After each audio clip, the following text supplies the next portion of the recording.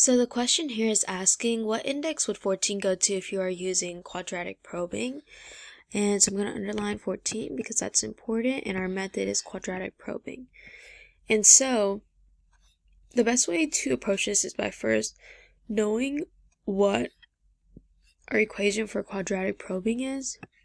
So it's hash x, which hash x refers to x modulo table size, so x being your number, plus I squared, which is different from linear probing, which is just I. All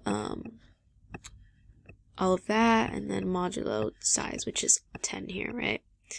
And so we're just going to keep doing this until we can find an empty spot. And so we have 14, right? So it's going to be 4 plus 0 modulo 10, which is just going to be here. And that can't go there because it's filled. And so now we're going to do it with 1. And if you do that, it's going to give you 5 because 4 plus 1 modulo 10 is 5. And then do 2. And so it's going to be 4 plus 4 modulo 10, which is 8, which is filled as well.